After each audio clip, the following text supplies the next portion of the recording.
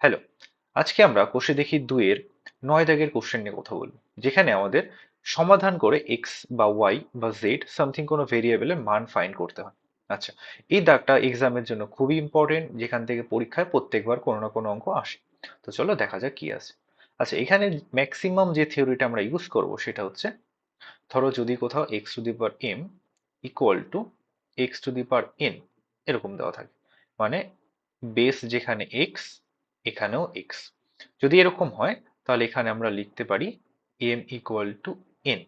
মানে কি, থিওরিটা হচ্ছে যদি বেস সেম হয় তাহলে পাওয়ারও সেম হবে। দেখো, এখানেও বেসে এক্স রয়েছে, এখানেও বেসে এক্স রয়েছে, যদি এটা হয় তাহলে এম ইকুয়াল টু এন হবে। আমরা এই থিওরিটা ম্যাক্সিমাম অঙ্কে ইউজ করব। তো চলো দেখা যাক কি করে ইউজ করা যায়। আচ্ছা, এখানে দেখো কি রয়েছে, 49 টু দি পাওয়ার এক্স, এখানে আছে 7 কিউব। তাহলে আমরা কি জানি বা কি দেখলাম এখানে, যে সব ক্ষেত্রে বেসটাকে সেম করতে হবে। এখানে বেসে কত রয়েছে, এখানে দেখো বেসে 7 রয়েছে, এখানে কত রয়েছে 49। তাহলে 49 কে কোনোভাবে 7 এর পাওয়ারে লেখা যায়?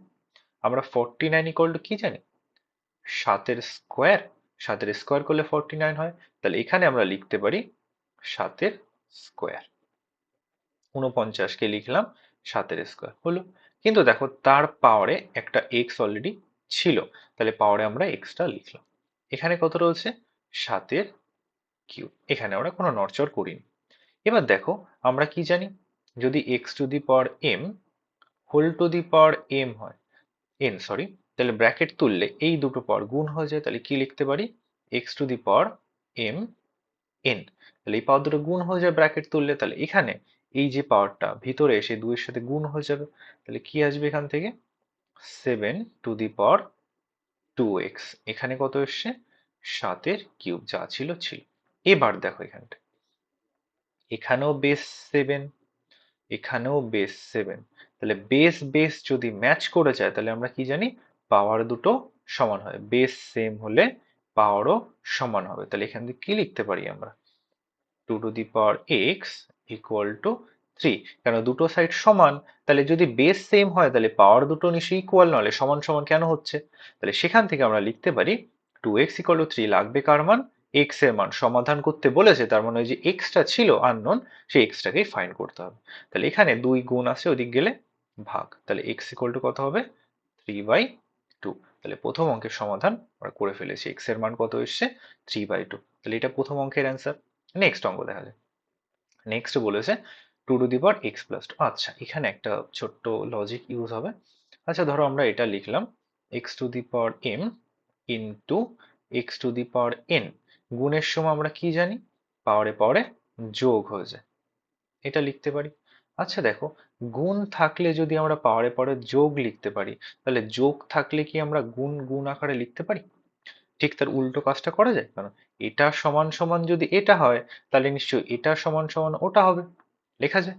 আচ্ছা, আর কি জানি আমরা, X to the power M by X to the power N.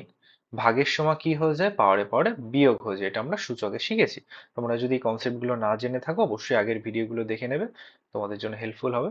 তাহলে ভাগের সময় কি হয়, পাওয়ারে পাওয়ারে বিয়োগ হয়। তাহলে ভাগ থাকলে যদি বিয়োগ হয়, তাহলে পাওয়ারে বিয়োগ থাকলে সেটাকে ভাগ আকারে লেখা যেতে পারে। এটা ইকুয়াল টু ওটা হলে এটা ইকুয়াল টু এটা হয়। ওকে, তাহলে এখানে আমরা সেই কনসেপ্ট ইউজ করবো। দেখো কোথায় ইউজ করা যায়, এখানে দেখো কি রয়েছে, 2 to the power X plus two. তাহলে পাওয়ারে রয়েছে যোগ আকারে, তাহলে এই পাওয়ারের যোগটাকে আমরা স্প্লিট করে গুণ আকারে লিখতে পারি, এই যে এই লজিকটা। তাহলে কি লিখবো এখানে, 2 to the power x into 2 to the power 2। দেখো লেখা যায় কিনা, আলটিমেটলি এটা মানেই তো এটা, যেন বেস সেম থাকলে গুণের সময় পাওয়ারে পাওয়ারে যোগ হয়, সেই যোগটাকে জাস্ট আমরা গুণ আকারে লিখেছি সমাধান করার জন্য। প্লাস এখানে দেখো বিয়োগ রয়েছে, বিয়োগ থাকলে কি হয়, বিয়োগ থাকলে ভাগ হয়, তাহলে বিয়োগটাকে ভাগ আকারে লিখি। তাহলে কি লিখবো, 2 to the power x by 2 to the power 1। দেখো বেস সেম, ভাগের সময় কি হতো, পাওয়ারে পাওয়ারে বিয়োগ, তাহলে আলটিমেটলি সে এক্স মাইনাস 1ই আসতো, ইকুয়াল টু 9। আশা করি এই জিনিসটা বুঝতে পেরেছো তোমরা। যদি কোনো ডাউট থাকে অবশ্যই কমেন্টে জানাবে, আমরা চেষ্টা করবো সেটাকে সলভ করার। ওকে, দেখো এবার দুই জায়গায় 2 to the power x common যায়, যার জন্য আমরা স্প্লিটটা করলাম, যাতে এক্স এর টার্মটাকে আলাদা করে বের করে নিতে পারি। তাহলে এখানে 2 টু দি পাওয়ার এক্স যদি কমন নিই, তাহলে এখানে কি পড়ে থাকছে, 2 এর স্কোয়ার। 2 এর স্কোয়ার মানে কত, 4। প্লাস এখানে বেরিয়ে গেলে উপরে কত পড়ে রয়েছে, 1 পড়ে রয়েছে, নিচে একটা 2 to the power 1 মানে 2 ইকুয়াল টু 9 এটা পড়ে রইলো। এবার এই ভিতরটা দেখো লসাগু যায়, ভিতরে লসাগু করলে কত হয় দেখো, ভিতরে লসাগু হচ্ছে আমার 2, তাই তো? তাহলে 2 লসাগু হলে এই 2টা 4-এর সাথে গুণ হবে, 4 2 8 প্লাস 1, 2 2 ম্যাচ, তাহলে 2 ওকে হলো। এবার এখান থেকে আর কি আসছে দেখো,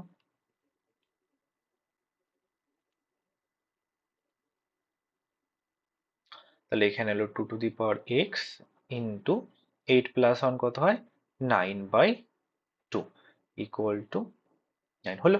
এবার লাগবে আমার x এর মান, তাহলে x টাকে রেখে বাকিগুলোকে ওইদিকে নিয়ে যাই, তাহলে আমাদের সুবিধা হবে ফাইন্ড আউট করতে। তাহলে 2 to the power x এই যে, আচ্ছা এখানে দেখো 2টা ভাগ আকারে আছে, ওইদিক গেলে গুণ হবে, এই 9টা গুণ আকারে আছে, এদিক গেলে ভাগ হবে, এতে করি।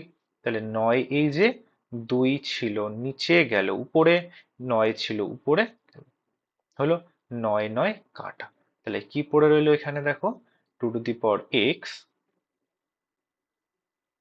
2 to the power x equal two 2।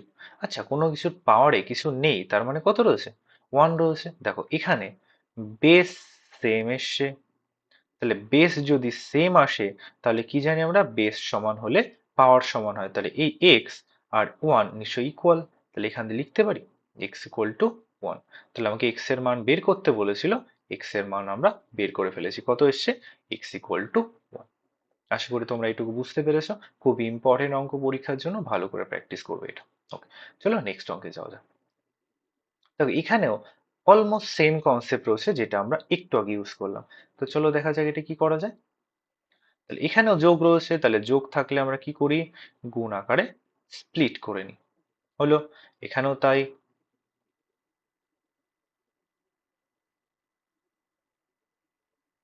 এটা, তাহলে এখানে রয়েছে 48, 48টা থাক। দেখো এবার দুটোর মধ্যেই 2 to the power x common যায়, তাহলে 2 to the power x যদি কমন নিই, এখানে 2 to the power 1 মানে 2 প্লাস এখানে 2 এর স্কয়ার মানে 4, এটা পড়ে রয়েছে ইকুয়াল টু 48 হলো।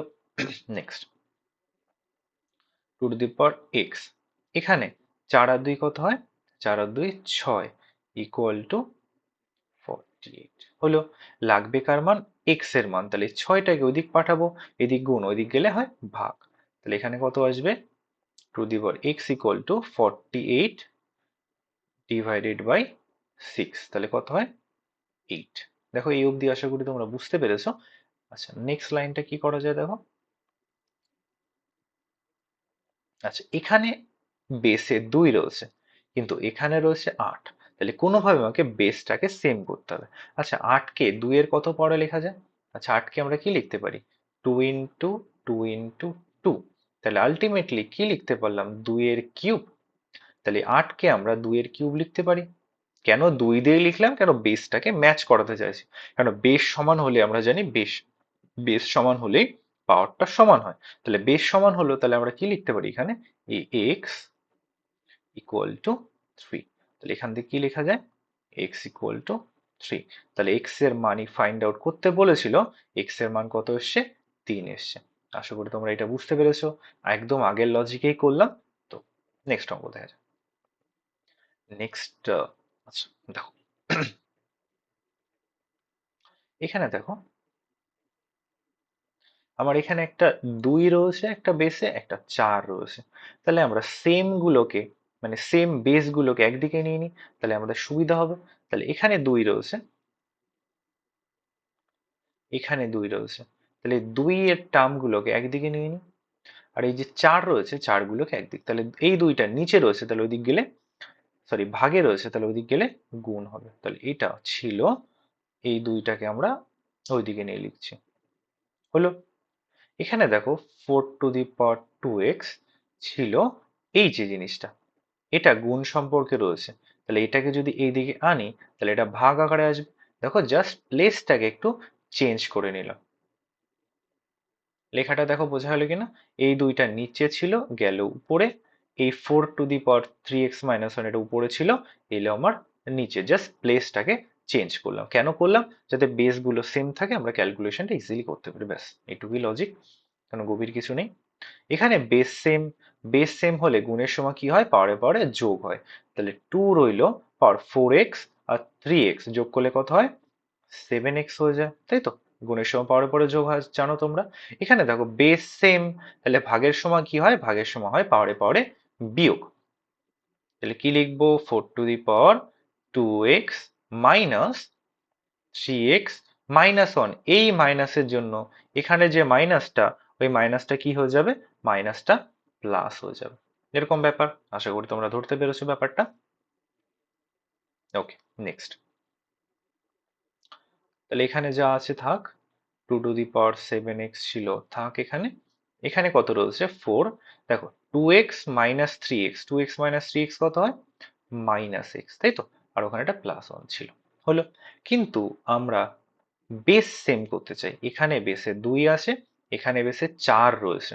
তাহলে 4 কে 2 করা যায় কি করে, 2 এর স্কোয়ার করে, কারণ 4 ইকুয়াল টু 2 এর স্কোয়ার। তাহলে লিখতে পারি, এখানে যা ছিল থাক, এখানে আবার কোনো সমস্যা নেই। এখানে 4 কে লিখবো 2 এর স্কোয়ার করে, তারপরে কত ছিল, মাইনাস এক্স প্লাস 1, হলো। আচ্ছা, এই অবধি আশা করি তোমরা বুঝতে পেরেছো। এখানে রয়েছে 2 টু দি পাওয়ার 7x, থাক। এখানে দেখো এই ব্র্যাকেট তুললে এই পাওয়ারটা এটার সাথে গুণ হবে, তাহলে লেখাটা কি আসবে, 2 to the power minus 2x plus 2। কেন, এই পাওয়ারের দুইটা এই বাইরের পাওয়ারের সাথে গুণ হয়ে যাবে ব্র্যাকেট তুললে। এবার দেখো, যা আমরা করতে চাইছিলাম, বেস সেম করতে চাইছিলাম, বেস সেম হয়ে গেছে। তাহলে বেস যদি সেম হয়ে যায়, তাহলে আমাদের পাওয়ারটাও সমান হয়ে যায়। তাহলে এখানে কি লিখতে পারি, 7x equal to minus 2x plus 2, হলো। লাগবে কার মান, লাগবে আমাদের x এর মান। তাহলে x গুলোকে একদিক করি, এইদিকে মাইনাস আছে, ওদিক গেলে প্লাস। তাহলে 7x এইদিকে প্লাস 2x কত হয়, 9x ইকুয়াল টু 2।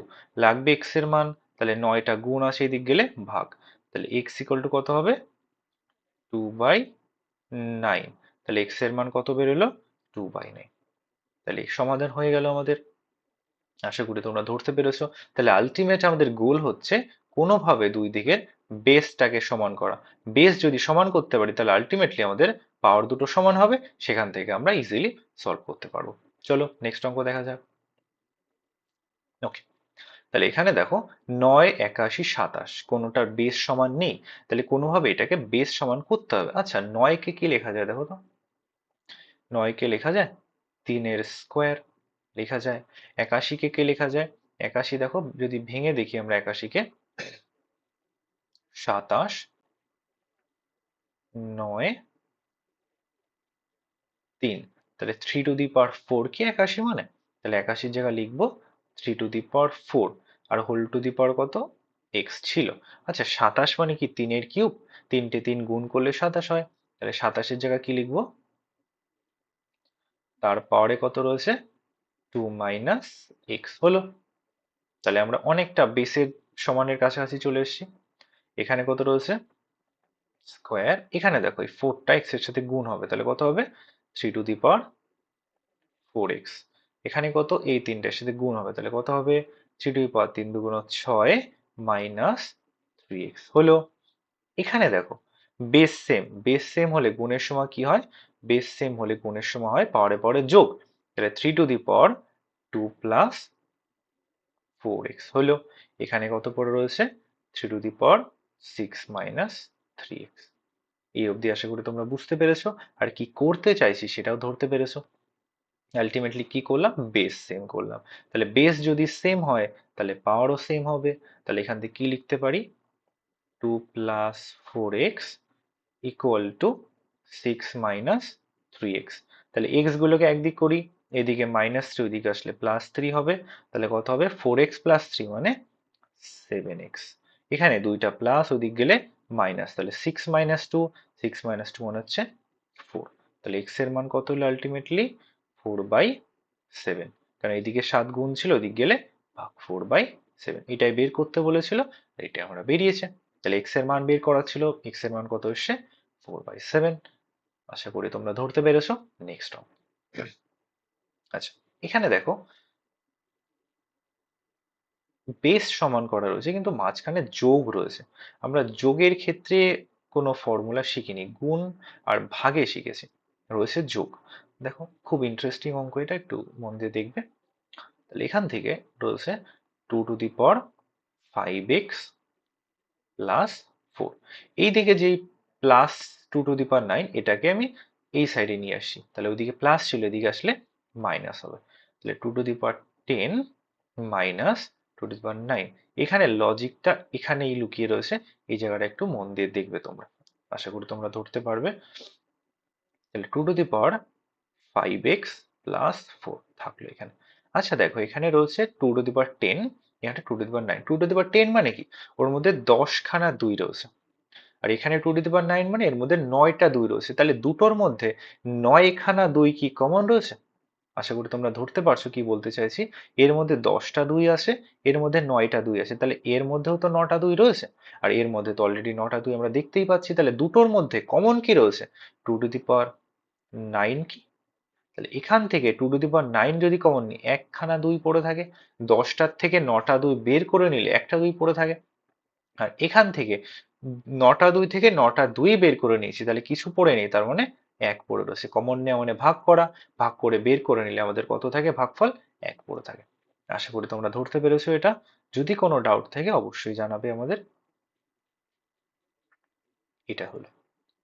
এবার দেখো এখানে 2 টু দি পাওয়ার 9, 2 মাইনাস 1 মানে 1, তাহলে 1 into 2 to the power 9 ultimately হলো 2 টু দি পাওয়ার 9। এবার দেখো আলটিমেটলি আমাদের বেস সমান হয়ে গেছে। তাহলে কি হয়, এই পাওয়ার আর এই পাওয়ার সমান। তাহলে এখান থেকে কি লিখতে পারি? 5x plus 4 equal to 9। তাহলে লাগবে কার মান? x এর মান। তাহলে এক্সটাকে একদিকে রেখে বাকিটাকে অন্যদিকে পাঠিয়ে দেবো, তাই করি আমরা। তাহলে কত হবে এখানে? 5x ইকুয়াল টু, এদিকে +4 ওইদিকে গেলে -4, তাহলে 9 মাইনাস 4 কত হয়? 9 থেকে 4 বিয়োগ করলে 5। লাগবে x এর মান, তাহলে x ইকুয়াল টু কত হবে? 5/5। 5/5 মানে 1, তাহলে x এর মান কত হলো? 1। এটাই উত্তর। এটাই আমাকে সমাধান করতে বলেছিল। আশা করি তোমরা ধরতে পেরেছো, খুবই ইন্টারেস্টিং। তাহলে লজিকটা আমার এই জায়গাটাতেই ছিল। এটা যদি তোমরা ধরতে পারো তাহলে অঙ্কটা ইজিলি সলভ হয়ে যাবে। ওকে, নেক্সট। আচ্ছা দেখো, এটা 9 দাগের লাস্ট অঙ্ক, দেখা যাক কি করা যায়। আচ্ছা, এখানে 6 রয়েছে, এখানে দেখো রয়েছে 3 আর 2, কিন্তু এখানে 6, তাহলে 6কে আমরা 3 ইন্টু 2 আকারে লিখতে পারি। অবশ্যই লিখতে পারি, তাহলে লেখা যাক। তাহলে 6 জায়গা কি লিখতে পারি? 3 ইন্টু 2। তার পাওয়ারে কত রয়েছে? 2x প্লাস হলো ইকুয়াল টু,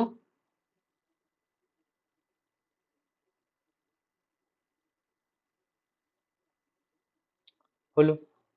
আচ্ছা দেখো, এটা হোল টু দি পাওয়ার আছে, তাহলে এই পাওয়ারটা এর মাথাতে একবার আসবে, এর মাথাতে আসবে, কারণ হোল টু দি পাওয়ারে রয়েছে। তাহলে এখানে কি লিখতে পারি? 3 to the power 2x plus 4, এখানে 2 to the power 2x plus 4 equal to কত হবে? যা ছিল তাই, এখানে আমরা কোনো চেঞ্জ করিনি। হলো। এবার দেখো, এই 3 আর এই 3 বেস সেম, এই যে 2, এই যে 2 বেস সেম, তাহলে এই 3 গুলোকে এক জায়গা করি, 2 গুলোকে এক জায়গা করি, তাহলে আমাদের ক্যালকুলেশনে সুবিধা হবে। দেখো, তাহলে এখানে 3 to the power 2x plus 4 ছিল, এইটা গুণ এইদিকে আসলে ভাগ হয়ে আসবে, তাহলে এটা হবে। এখানে 2 to the power x plus 8 ছিল, এইটা ওইদিকে যাবে, তাহলে কত আসবে? 2 to the power 2x plus 4। এবার দেখো, বেস সেম হয়ে গেছে। বেস সেম হয়ে গেলে কি হয়? পাওয়ারে পাওয়ারে, সরি, বেস সেম হলে ভাগের সময় কি হয়? পাওয়ারে পাওয়ারে বিয়োগ হয়। তাহলে এখানে কি লিখতে পারি আমরা?